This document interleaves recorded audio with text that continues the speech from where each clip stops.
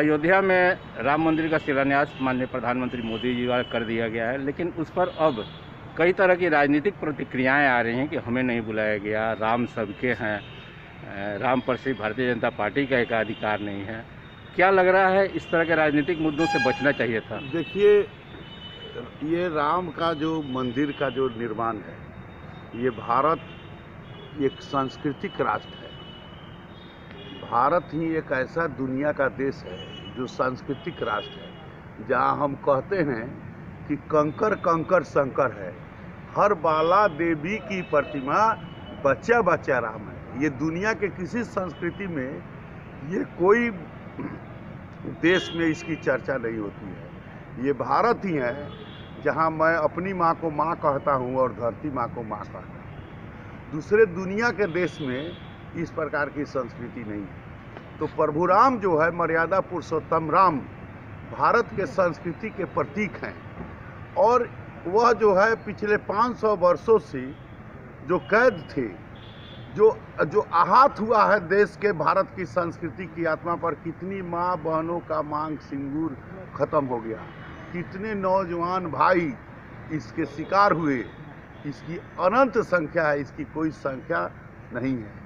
और उस महान प्रभु राम का वह राम जो भाई के प्रति क्या भावना होना चाहिए, पति का पत्नी के प्रति क्या भावना होना चाहिए, माता का पिता के प्रति क्या भावना होना चाहिए, और बाप का बेटा के प्रति क्या भावना होना चाहिए, और जो समाज है, एक राजनेता को जनता के प्रति क्या भावना होना चाहिए।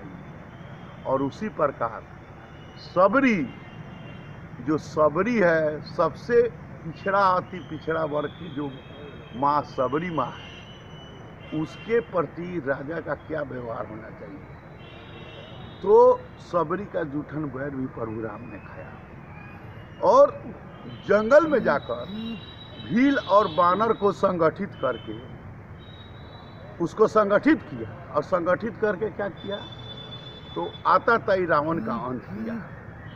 तो ये जो सारे आदर्श हैं, ये किसी दूसरे आइडियोलॉजी के अंदर नहीं है। ये भारत के संस्कृति के अंतर्गत प्रभु राम के जीवन में ही ये आदर्श और ये सांस्कृतिक विद्यमान है, जो दुनिया की कई देशों ने अपने अपने ढंग से इसका व्याख्या किया है।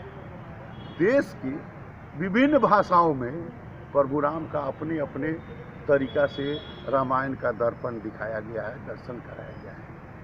और प्रभु राम जो है दीन दयाल बिरज संभारी, ये दीन का भी है और दयाल का भी है। तो ये राम का जो आदर्श है, महात्मा गांधी जी कहते थे कि आप मुझे आज़ादी दीजिए, हम आपको राम राज देंगे। गांधी जी ने दूसरे व्यक्ति को नाम नहीं लिए, वह दिए राम का नाम। तो हम आज कहते हैं, जीते समय कहते हैं हे राम, हम मरते समय कहते हैं कि राम नाम सत्य है। तो सब लोग कहते हैं यही सत्य है, सत्य है, सत्य है। तो ये राम जो है मर्यादा पुरुषोत्तम राम है, जन जन और कण कण में। तो ये एक आदर्श का विजय हुआ है, एक विचारधारा का विजय हुआ है, ये देश का विजय हुआ है। और इस देश के स्तर के बात को विश्व के स्तर पर राम के जो अनुयायी भक्त हैं, इस स्तर के बात को कोई तकनीकी छोटे छोटे राजनीति भावना में बांधते हैं, तो ये दुर्भाग्यपूर्ण ऐसे राजनेताओं के लिए है जो ऐसी छोटी छोटी बातें कहकर राम का दायरा को कमज़ोर करना चाहते हैं। उनसे आपके चैनल के माध्यम से अपील करना चाहेंगे कि वह कुआं से निकले और प्रभु राम जैसे समुंदर में बानर और